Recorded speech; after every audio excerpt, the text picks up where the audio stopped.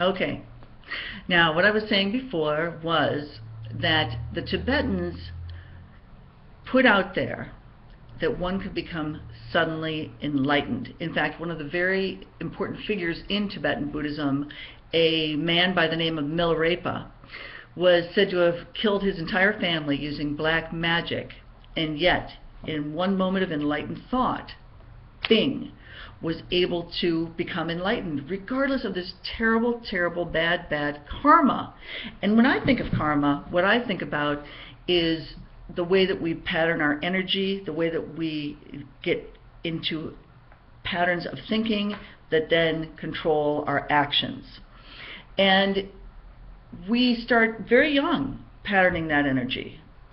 And as a result, I've always had a really hard time with the idea of sudden enlightenment, that somehow you could break away from all your conditioned, habituated patterns of thinking and acting, and be free of them.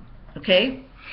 So, and you know what? This is one of the main things that we know Buddhism itself has been struggling with. From the very first division, the very first clash within Buddhism, where you had the big Sangha break up over whether or not an arhat could backslide, attained enlightenment and then slid back. And we know that the majority of these folks, the Mahasangikas, thought literally great Sangha, or the majority, said that yes, that you can backslide, whereas the Sthaviravadins, those who were going to become the Theravadins, and those from whom John Kabat-Zinn named mindfulness, that's his tradition, and many of the Western traditions stem again from the Sthaviravadins and the Theravadins.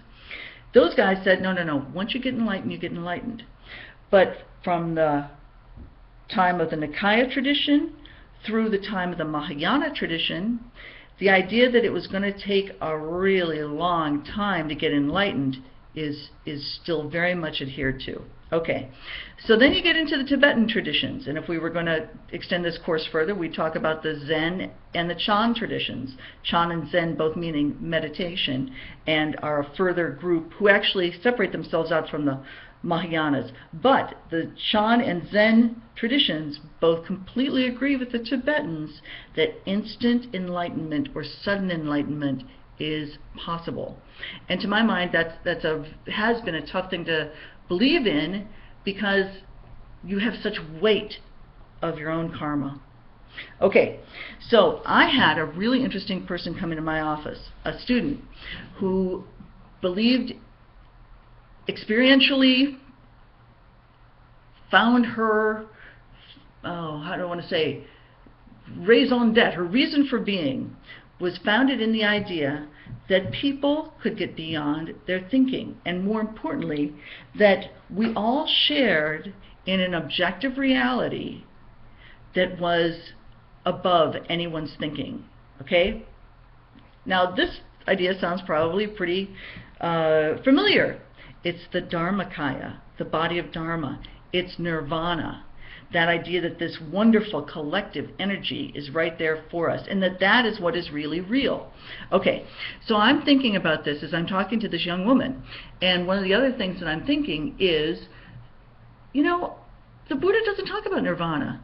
And the Buddha didn't. The Buddha did not talk about nirvana, because the Buddha thought that anyone who is stuck in samsara, or stuck in this life cycle of reincarnation again and again and again, is going to have no idea what nirvana is.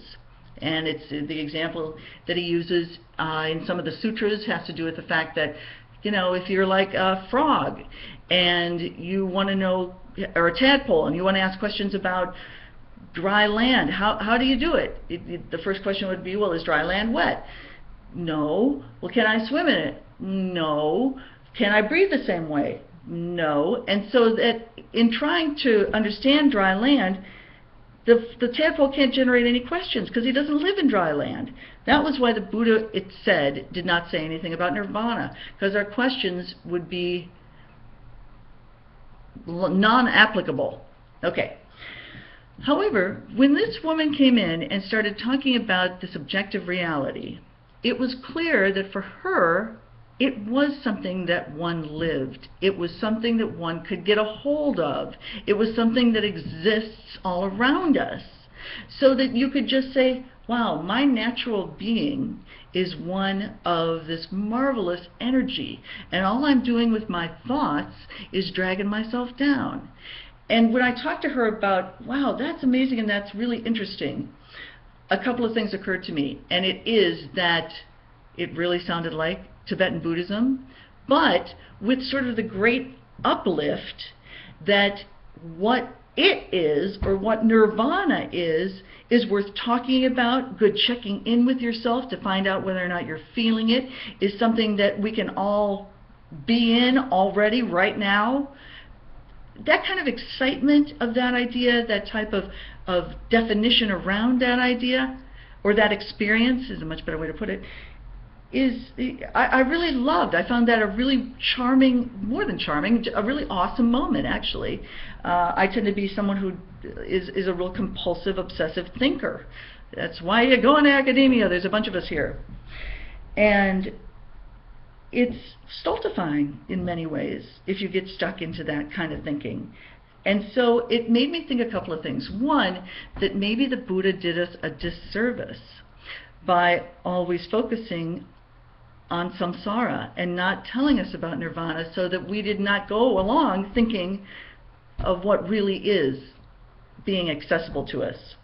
Now, that's not to say that Buddhism does not have a lot of intersection with this idea, because the whole idea of the Tathagata Garbha, that we all have the embryo of the Buddha, or the capacity to be enlightened, or share in this objective reality in a real physical way, that's very much part of Buddhism, and it's something, I should say Mahayana Buddhism, and it's something that the Tibetans use to explain why we can become suddenly enlightened, because we're already there.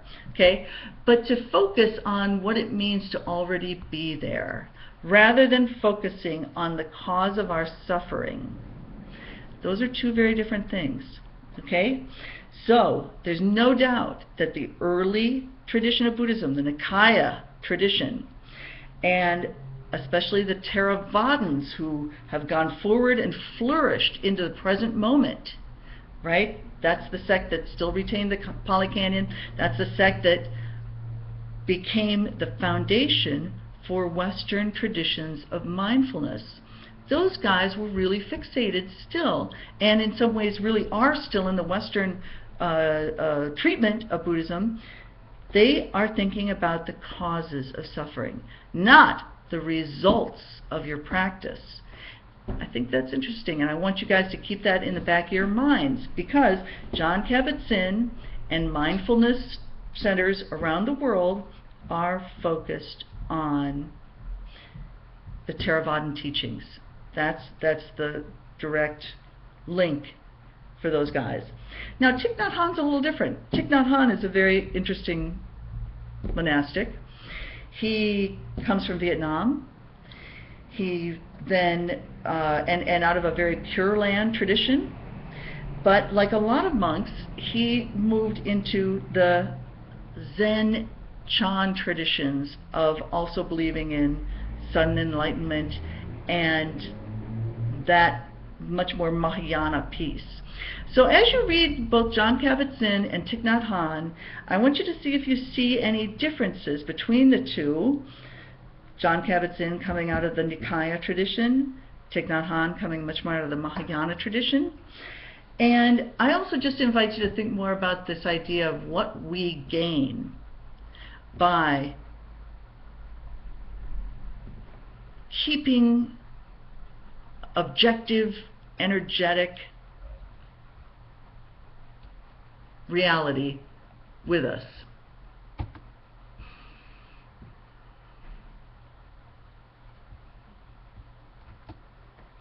You fucker.